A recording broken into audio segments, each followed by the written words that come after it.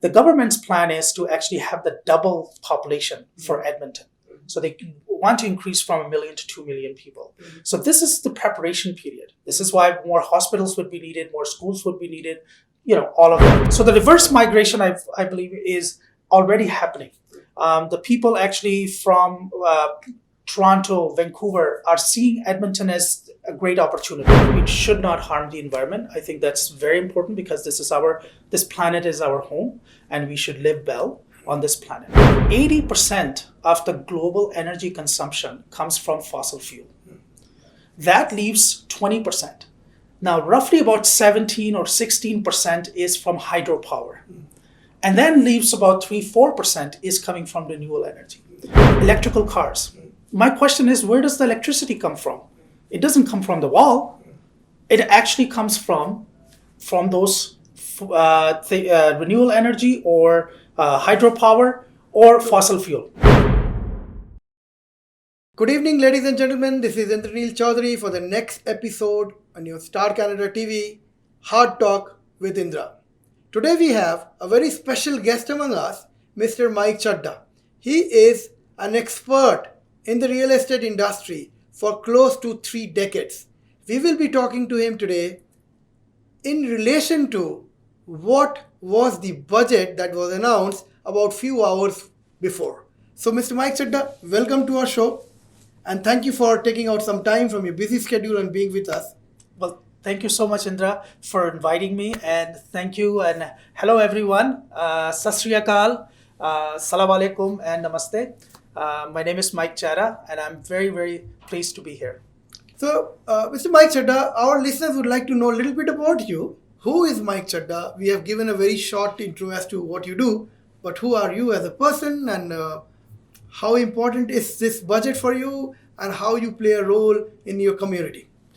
Thank you for asking that question. Actually, my name is Mike Chadha. I've been in Edmonton for nearly 3 decades and I've been involved in real estate from several facets of real estate, being the new build residential homes as well as the flipping properties. Although when I say that, I mean, we are only 7% unemployment rate, which is a high still. It should be much lower. But at the same token, we need to understand that we have a 93% employment rate. Yeah. And the budget 2020 is moving towards getting the pipelines in ground, which is also important. So not 1, 3 pipelines, as well as building of schools, building of hospitals, roads. This is actually does 2 things, creates jobs, and at the same token, this is the environment where it is more less, it's inexpensive to do all of that rather than doing it during the boom period. So from that point of view, it works as well. And the third thing is that we are talking about moving about 5,000 barrels of oil via train. We're talking about getting the Edmonton into a high-tech industry, making a high-tech hub as AI is going to be in Edmonton. These are very high-paying jobs. Mm-hmm. So moving forward, I see that the direction this budget takes is great for Alberta as well as Edmonton. Thank you. So there's a saying that when the clouds passes by, some of them would give you rain, some of them would just pass by, but at least you have hope by looking at the cloud. So how would you relate this saying to the new budget which is there, and how would you equate it with your real estate industry? Well, if you want to predict the future, you must look at the past. Okay. And that's the only thing we know. We don't know the future. But when we look at the past, we see that Alberta had many boom and bust cycles, and each time it came back roaring and much better. Look at the infrastructure of the city. If you look at the world-class city we live in, and with the budget, there's so much stuff that is going on, especially with the 3 pipelines that we can see. Actually, the work is being done. We can also see the schools and hospitals and roads will be constructed. 500,000 barrels of oil is going from Alberta via rail in meantime until the pipeline is in place. So there's so many things that are at work. Artificial intelligence, that's another thing that the technology hub is going to be Edmonton. And those will be very high paying jobs. So from the going forward, I see a bright future for Edmonton, and I don't see any gloom and boom, bust happening here. I think the worst is always behind us, and I think we're looking at a new sun rising. Excellent, excellent. When you say boom and bust, there will be a follow-up question to what you said. Two quick comments. First is about coal. You mentioned coal is getting completely phased out. Second, about this fossil fuel. So sooner or later, it will go. So if it is, say, Liberal government, they think it is probably 30 years. If you look at Green Party, they would say 20 years. But you look at any other projections, they would say maximum half a century. After that, it has to go. Keeping in mind that there's a big banks in England, they've stopped funding fossil fuel altogether. And England, I was surprised in June and July when I traveled that there are so many electric cars coming up. And then I read a little bit more into it. They have a deadline of 2030. Within that, any subsidy to the vehicle will only be given to electric vehicle. And now, even today, the core of London, you can only go if you have an electric vehicle or a hybrid car, not by a petrol car. So in 20 years, 30 years, maybe 40 years, there will not be any boom and bust because the fossil fuel will go. But the renewable energy would be there. So what do you think will be Alberta's future in the next 20, 30 or 40 years' time? So I think you have about 3 questions in that question. Yeah. I think one of them you are mentioning that the fossil fuel will go away and it will be replaced with electrical cars. Yeah. And what would be the future of Alberta if that happens? Yeah. So well said. Let's look at this. The first question is the fossil fuel is going to go away. Now, of course, anything we do slightly harm the environment. We should not harm the environment. I think that's very important because this planet is our home and we should live well on this planet. But at the same time, we have to play a balancing act. Now, if we look at it, the global energy, the 80% of the global energy consumption comes from fossil fuel. That leaves 20%. Now, roughly about 17 or 16% is from hydropower. And then leaves about 3-4% is coming from renewable energy. So now, if we stop fossil fuel, where are we going to get the energy from? That's number one. Now, when they talk about electrical cars, my question is, where does the electricity come from? It doesn't come from the wall. It actually comes from those renewable energy or hydropower or fossil fuel. Now, if you look at it, 80% is fossil fuel. So fossil fuel is also making electricity, hydropower. And the chart shows that now as the renewable energy is increasing, the hydropower is decreasing, which means we're still in the 20%, 80%, we're still getting energy from fossil fuel. So when we look at those facts, in the immediate future, I think the global population is rising. So the need for more and more energy will be needed. It would be nice that we have a more renewable energy, but renewable energy does not give us enough power to supply the global demand at this point. So that's where we are. We would like to know more about the reverse migration that could possibly happen. I'm taking an example of a research fellow whom I know. He was telling me that, and his wife is also into research, they said that there has been cuts in innovation and research, the allowances which they're used to getting. And they're also saying that there are less of the opportunity now. They also feel that the nurses and a few of the teachers who are going to be laid off now, they will probably move out. So will that impact your industry in the short run, or do you think that no, it's a question of demand and supply for some time? It'll be back to normal in 6 months' time. Yeah. What do you think? Well, I think in regards to the reverse migration you were talking about, that was your first question. And the second one was some people are going to be moving.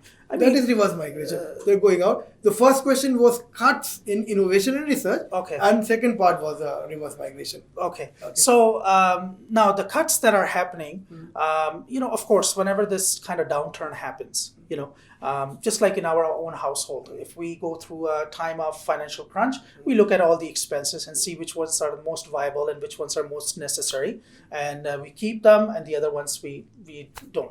So it seems like the budget 2020 is talking about moving forward with the new technology and bringing those high-tech jobs and so on. So on one hand, that's what's being done. On the other hand, it's unfortunate that they're also making some cuts in other areas, which they may feel that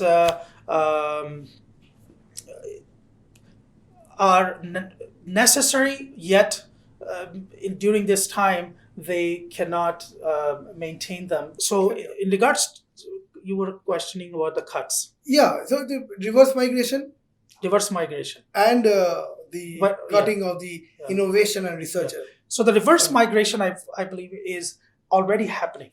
The people actually from Toronto, Vancouver are seeing Edmonton as a great opportunity. Okay. And there's a lot of people who are coming from Toronto, Vancouver, and seeing the rental rate that we have here versus the rental rates that we have in Toronto. I mean, if you buy a house of $650,000 in Toronto, and if you rent it for $2,500, there's not much ROI, return on your investment. True. But the same house here, you can buy it for $350,000, and then you can rent it here for, average houses are renting for $2,000, $2,200 per month. There's a significant ROI, but that's not the only thing. The budget 2020 actually talks about moving forward all these things that are being done to create jobs and new types of jobs, high-paying jobs. The Edmonton market will also move forward, not as close as Vancouver or Toronto, because those prices are much higher, but definitely there's a huge room, because we're pretty low, we'll move forward and will be you will have a significant equity in the home that you would purchase now. Excellent. Now with this, the new budget, do you think the price of the home will go up in near future? What is the timeline you think for 6 months, 1 year and 3 year period? Well, I don't think 6 months. I mean, the only thing I can look at the facts. I don't think anybody should speculate on things. I think that it's important to look at the facts. The facts are that currently where the supply level is coming down, and we have about inventory levels are less, and sales are happening quite a lot. So we are about 50-50, which is a balanced market. Mm-hmm. Moving forward in 6 months, I don't think that we're going to see a significant rise, but we will definitely see as the summer months are coming that the prices will start moving forward, moving up. April, May, June, July, the prices will be moving up a small percentage, but it will happen. Okay. Now we're talking about 21. The hope will come by the time the pipelines are all functional. 22 will be functional. So and before that, there will be migration of jobs will be here. So there will be migration of people. So once that starts happening, I have a very based on the data, a very strong feeling that by the 22. We should start seeing a totally turn around in the Edmonton market and moving forward. But that is based on your calculation is based on the pipeline. Suppose the pipeline is delayed. Yeah, of course, the pipeline. But this is not the only thing that they are doing. Actually, they're building hospitals, they're building schools, they're building roads. This is all job creation. Okay, excellent. On the hospital, it reminds me that over here in the same chair, a few hours ago, there was an opposition MLA. And he mentioned that he's been born and brought up here. And he mentioned, I don't want to take the name, but you will find out. But he mentioned in his lifetime, he has only seen one hospital being built, which was the Grey Nuns Hospital, which was built somewhere in 1970s. And now on the other end of the spectrum, we had a government MLA who said that, okay, the hospital is getting delayed in a Leslie Road. The reason is not just the objective of balancing the books, but also AHS says at this point of time, new hospital is probably not needed. So there are two completely opposite views. What is your thought? Well, look at the Edmonton. I mean, we got the Anthony Hyundai circling around the Edmonton. We are aggressively moving into the transit. Quite a lengthy transit now road that we have. What does it indicate? Because the government's plan is to actually have the double population for Edmonton. So they want to increase from 1 million to 2 million people. So this is the preparation period. This is why more hospitals would be needed, more schools would be needed, all of that. So this is basically where we are moving forward to. Okay, so you are very optimistic on it. I'm very optimistic. I mean, I don't think that Alberta is only oil-based, although oil is the larger part of it. But I think we're using that money wisely and creating other industries as well and promoting other high-tech jobs to come to Edmonton. We have the infrastructure, so I think we're just perfectly situated, and you can see the immigration rates are so high now. So many high-tech people are slowly moving to Edmonton. Oh, you think so? Absolutely, that's happening. Yeah. Okay, excellent. Okay, so about the construction, do you see a lot of construction happening, or it's people are waiting for a better time? I think people have realized that this is the better time to buy. No, construction. Yeah, well, they're not waiting for the better time because they feel that this is the better time to buy. So the construction, I think that we had a large supply of construction, and that's why we had a little bit of a slower period. I see. And now, as we look at the permits. Yes, let's recap about the immediate future, about the rental homes, like when an investor is investing for a second home, or probably they're moving out, but they're not selling it, but renting their home. What is the present and the future for the rental investment? Well, this is a really interesting question because if you look at the Edmonton rental market, on an average, a single detached home is renting in about $2,000 and up. And that's almost the entire mortgage. Yes, close to it. That's right. So the return on investment is great because what you buy the home for, and after you make your mortgage payment and your property taxes, you have a good amount of money left over. Whereas if you buy a similar home in big city, Toronto, Vancouver, and you get same amount of rent, there's not much ROI. So from that point of view, a lot of people are coming from places like Toronto and Vancouver and purchasing homes here. I'm getting many calls actually from people because they understand that the price that they would pay in Toronto or Vancouver versus the price they would pay here. So it is absolutely phenomenal time. And not only that, once you have rented a place for 4 or 5 years, and as the market changes, and of course the Toronto, Vancouver prices will be much higher, and we will also be slowly moving towards it. So we will have a good equity in those homes while having a good ROI as well. And also Toronto, Vancouver homes, they are near to the saturation point. Exactly. Even government is trying to bring the prices down. Exactly. So there's not much of an opportunity for the prices to grow there, but there's a lot of opportunity, a lot of room for the Alberta homes to grow. Correct. Excellent. How is the credit crunch affecting or helping or not helping your industry? The credit crunch.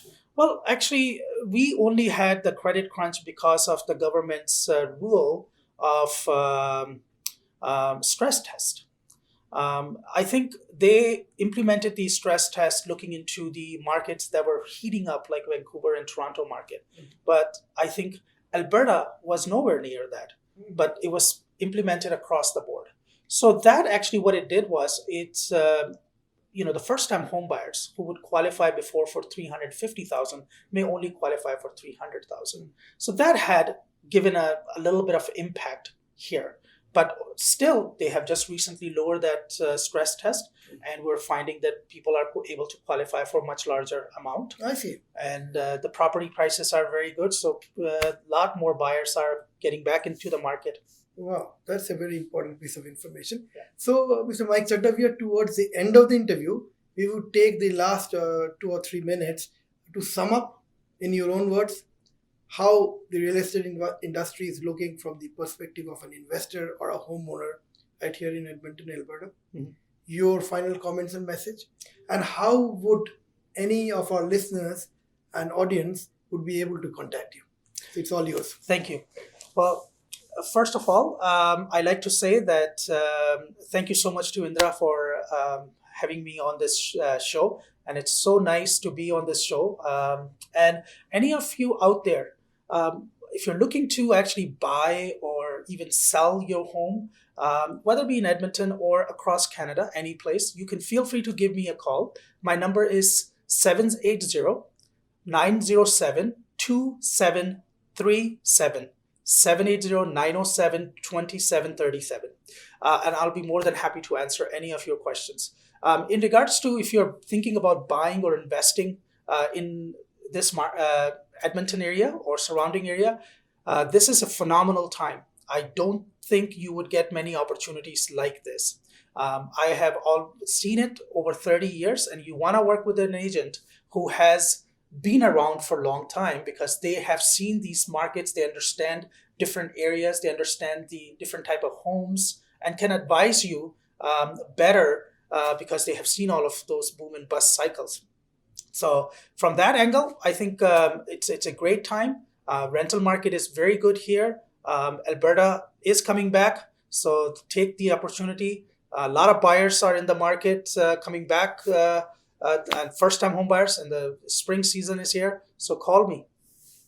Thank you very much, Mr. Mike Chadha. It was a pleasure talking to you. And please remember, he is an expert for over 30 years or close to 3 decades, not only for the individual or the homeowners, but also for the commercial. Yes. So it's for personal as well as commercial. Absolutely. So feel free to contact us. Just shoot us an email or any phone call. We will pass it on to Mr. Mike Chadha, give you the answer. Feel free to directly contact him as well. Thank you, Mike, for being here. You have been a great friend to the community, and we'll carry on with our discussion. Thank you so much.